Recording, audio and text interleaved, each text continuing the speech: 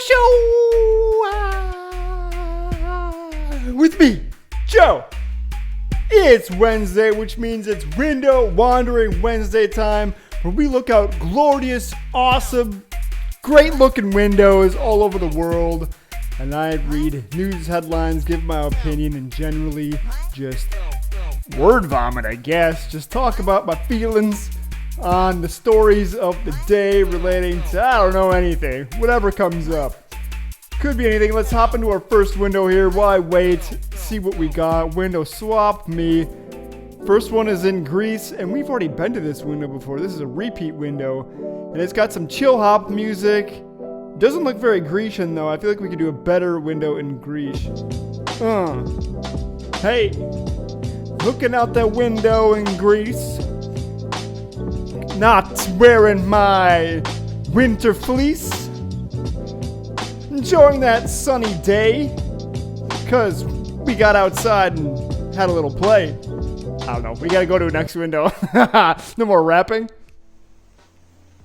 Ooh, this is Goa, India. Nice! Goa! I've actually been to Goa before.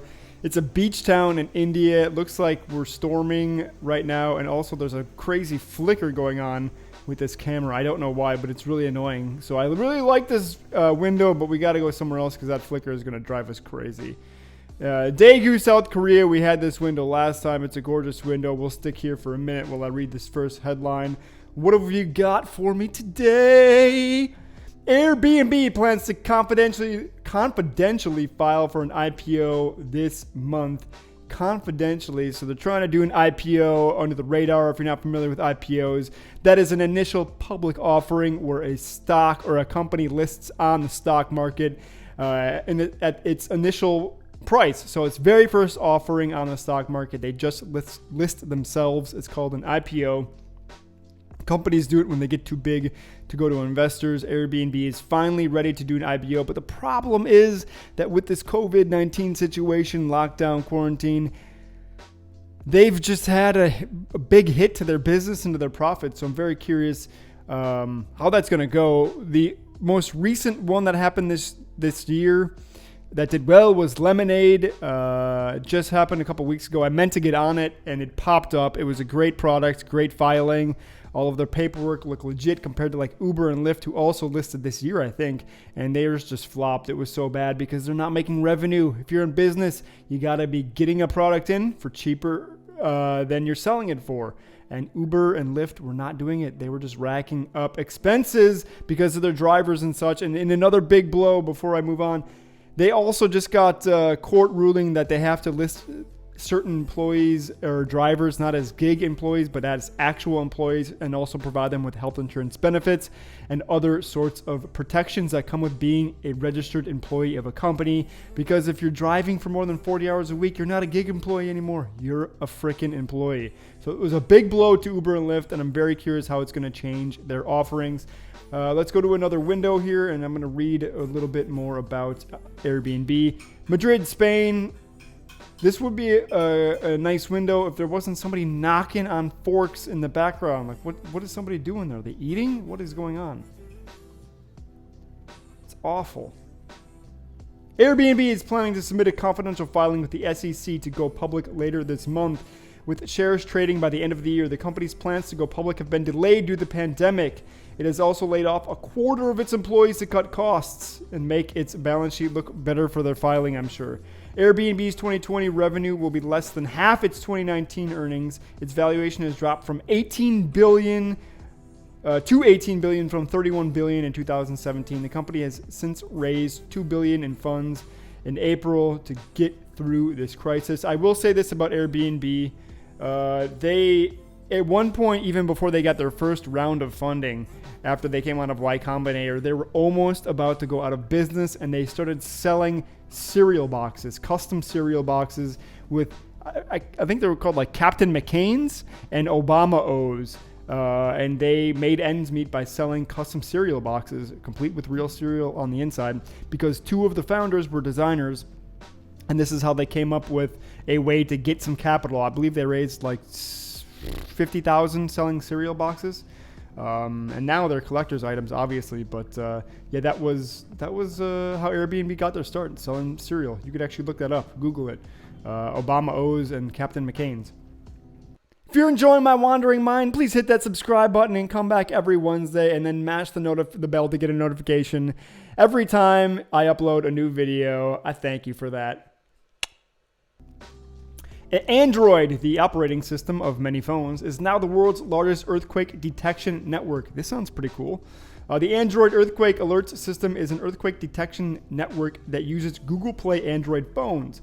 All smartphones contain accelerometers, like when you do this, it can tell that you're waving your phone back and forth, that are sensitive enough to detect the P waves, the less damaging initial wave that comes out of an earthquake. I didn't know that they were called P waves. That's cool. When an Android phone detects something that could be an earthquake, it will send a signal to Google's Earthquake Detection Center along with a general location. The server collaborates the information to detect earthquakes as they happen. The system can notify people of earthquakes up to 1 minute before the damaging S wave of an earthquake arrives. Huh, that's cool. So it detects the P waves, these initial waves, and then sends out alerts to say, hey, there's been some P waves. Get to cover, or I guess get out of cover. Get out of the way. Secure yourself. Brace yourself. Maybe that's what I'm looking for. Brace yourself. Earthquake coming S-wave. Sick wave. No, that's pretty cool, though. The Android is applying its accelerometers to become an earthquake detecting network. So if you have an Android phone, know that you are protected against earthquakes. Moving on to a new window. What do we got here? Back to Greece, Corfu, Greece. This is a very dark window, very hard to see out of, but we get a view of seemingly a backyard with some plants and a wind chime. I don't know, I'm not feeling this window. Let's move on to something else. What do we got? Tokyo, Japan. Love Japan. Nice window in Tokyo. We get a little Japanese sign in the front here. People walking around in the background. Looks very Tokyo-esque. I hope that gold building in the back is not a Trump Tower, because if it is, screw that building. Xiaomi, a Chinese company, unveils a ridiculous see-through TV. Xiaomi Mi TV Lux OLED Transparent Edition TV. It looks like a piece of glass when it is turned off. I actually saw a picture of this. It does. It looks like a TV that is just see-through. They had a guy standing in front of it with like a butterfly, and you could see his hand in the background. It looks absolutely ridiculous. It costs like $7,500 USD. I don't know why anybody would want it, other than the fact that it looks like an art piece, but pretty cool. What have we got here? The last Blockbuster video has been turned into an Airbnb blockbuster. The world's last Blockbuster can be booked on Airbnb for $4 a night, so check it out. Bookings will be available from the 17th of August for either September 18th, 19th, or 20th. The store will be transformed into a living room, including a TV and a pull-out couch. That sounds not comfortable at all. A TV and a pull-out couch, and that's it? Guests will have access to the store's movie collection. Due to COVID-19 regulations, overnight guests must come from the same household. A link to the Airbnb listing is provided at the end of the article. Also, you can find it in the description of this video. I'll throw it in there if you're interested in checking out Airbnb's last Blockbuster offering. That's kind of a unique experience. And one cool thing about Airbnb is that can have these unique experiences offered on it, which does, make their valuation a little bit better if you think about it, but their main mode of business here is having strangers stay with each other. So I'm looking at the Blockbuster. Seems like, I don't know if this is the actual Blockbuster, but there you go. There it is. Turned into an Airbnb listing here. I wonder if I can pull up a picture. You could stay overnight at the last Blockbuster for just $4 a night. $4? What are you guys thinking? You should charge more than that. Oh, it does look pretty cool, though. It's super 90s. Here you go. Check it out. I hope you can see it. Last Blockbuster turned into an Airbnb. You can stay for $4. Where it is, I'm not really sure. It is in Oregon. Bend, Oregon. I've been to Bend, Oregon. I had house sat in Bend for a great friend of mine named Gina. She's a life coach. Gina Colas. If you're interested, you can look her up. She's awesome. Love Gina.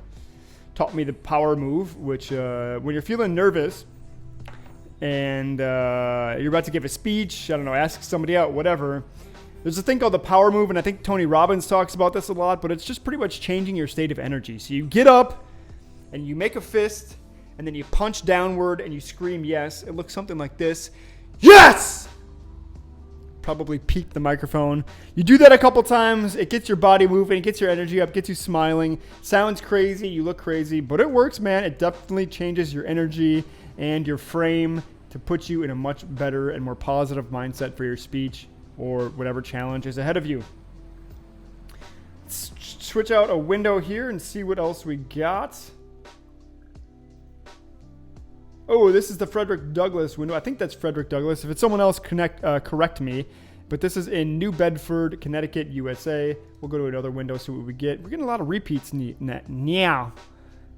Melbourne, Australia. This is a cool window. We got a city in the background framed very nicely by a tree. The sunset is peeking through the leaves on the right-hand side. Otherwise, in the front, we got a graffiti wall. Looks pretty urban, pretty cool. Almost like an oak tree here in the front. It's a pretty nice window, I gotta say. Okay. SpaceX reveals plans for a Texas spaceport resort and in a new job ad. SpaceX has posted a job ad for a resort development manager to be based out of Brownsville, a town near Boca Chica test site. The company is looking to turn Boca Chica into a 21st century spaceport. Elon Musk has previously revealed plans to build floating spaceports for both interstellar and point-to-point Earth travel. SpaceX plans to offer orbital return flights to paying customers using the Space Dragon. Space Dragon is in the final stages of human flight certification, and SpaceX could be offering private trips as early as next year. Here's that story about Uber and Lyft drivers ordered by California judge to classify drivers as employees, as I stated before. A CRISPR first produces squid as clear as glass. Researchers have used CRISPR-Cas9. If you're not familiar, CRISPR is a gene editing mechanism. So it's this little bacteria that's able to, or virus, I think maybe it's a virus that we can control. And we make it search for a very specific set of sequence in DNA. And then CRISPR is able to snip at that sequence and either cut it out and remove it, or insert new data into that gene. So effectively, we can edit our genes. It's an amazing technology. It's been around for a couple of years now, and it's still growing, still being worked on and perfected. If you're interested in it, I would highly suggest looking up like a YouTube video about CRISPR. So anyways, researchers have used CRISPR-Cas9 on making cephalopods for the first time, making some long fin inshore squid transparent by deleting a gene called TDO. TDO encodes a protein that adds pigment to the squid's eyes and chromatophores. The squids were treated as embryos, and the treatment successfully affected more than 90% of the cells in the squid, suggesting that the technique could be used to modify genes involved in cephalopod brain function. Let's see if maybe they have a picture of this crystal clear squid. As you know, squids can actually blend into their environment sometimes, and here's our crystal clear squid. Pretty crazy looking. It looks like an alien almost. Completely see-through. Nuts. CRISPR man doing some weird stuff with it. I'm curious how they're going to apply that to humans. Planet Ceres is an ocean world with seawater beneath its surface. Mission find. Ceres is long believed to be a barren space rock, is actually an ocean world with reservoirs of seawater beneath its surface. This discovery was made after scientists from the US and Europe analyzed images relayed from NASA Dawn spacecraft. There's like people talking in this apartment. The planet was found to have hydrohalite, a material common to sea ice, under the surface of the dwarf planet. There's likely underwater activity going on there. It's pretty rad. So we could have some alien neighbors over on Ceres, the moon of, I don't remember which planet it's a moon of. Pretty rad though. Maybe it's Jupiter, maybe it's Neptune, maybe it's Kigali, Rawanda. Not really a window. They kind of just placed the camera on the ground in front of their porch and just left. It's like they forgot to put it in front of a window. They're just like, hey, here's porch cam. We know you want windows, but I'm going to submit my porch cam over here. Pretty funny. Canada's last intact ice shelf just collapsed, forming a Manhattan-sized iceberg. Canada's last fully intact ice shelf has split in two, forming an iceberg almost the size of Manhattan. The region's temperature was 9 degrees Fahrenheit warmer this summer than the 1980 to 2010 average, likely contributing to the collapse. Ice shelves float in the ocean and are typically hundreds of thousands of years old. Canada used to have a continuous ice shelf spanning the northern coast of the Ellesmere, but it has broken apart due to human-made warming. It's quite the bold statement. Human-made warming. Maybe it also just, our planet's warming up. Maybe the sun is expanding and getting bigger. We definitely need to reduce our carbon emissions, not a carbon change denier, but we also need to be realistic and say that regardless of what's happening, the sun is also getting hotter, as it's going to for the next hundreds of thousands of years. And it's something we got to care about. Don't know why we argue about this shit. Let's get rid of carbon-based emissions and also protect ourselves against the sun. We just switched to a new window. This is in Honolulu, Hawaii, looking like a nice window. And they turned on some chill music for this last window. Let's see what we've got going on here.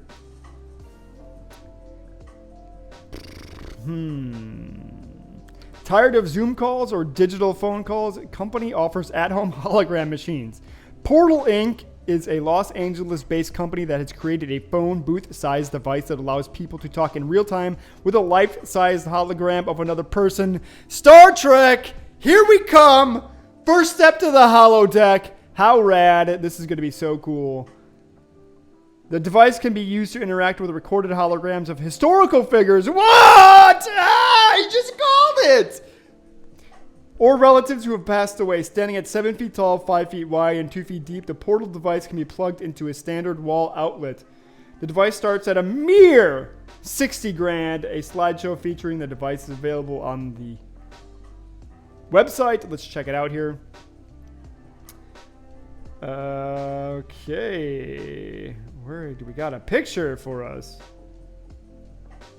Okay, here. So here we go.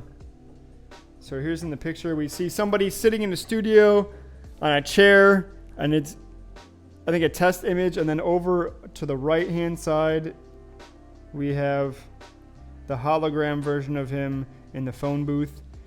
It's kind of tough to see, I know. But here we go, the hologram version. You can see he looks a little see-through transparent. How rad. How cool. Do we have another picture? Let's see here. Yep, we've got two people standing next to each other. You can tell which one is the hologram, which one is real.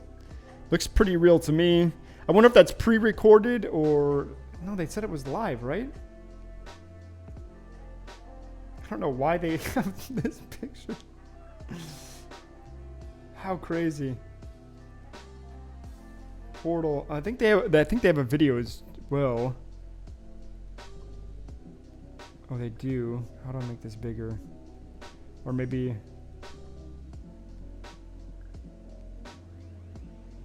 It seems like these two are interacting. Hold on, let me pull this up here. Let's see if you can see it. Otherwise, I'll just change it to the screen. You can see people interacting. It seems like they're live. One person's not in the room. One person is in the room. Holograms. Pretty crazy. I think the actual hologram is projected onto the phone booth, and then there's cameras on the outside to see you interacting with it, and then that's how they know that you're there, I think. Pretty crazy. If you're interested in it, I will link to the website. It's called Portal. Pretty soon, maybe we'll actually have portals that we can step into, so I can step through a portal here and end up in Honolulu, Hawaii. Who knows? One last window, and then we'll close this window swap Wednesday. I think we had some super interesting windows today and some super interesting stories. We're in Spain. They're actually playing some Spanish music in the background. One thing I do love about these windows is if they play music local to their culture, so that we can kind of experience their views, their culture, get a whole feeling. If we could have some smells coming through, that would also be awesome.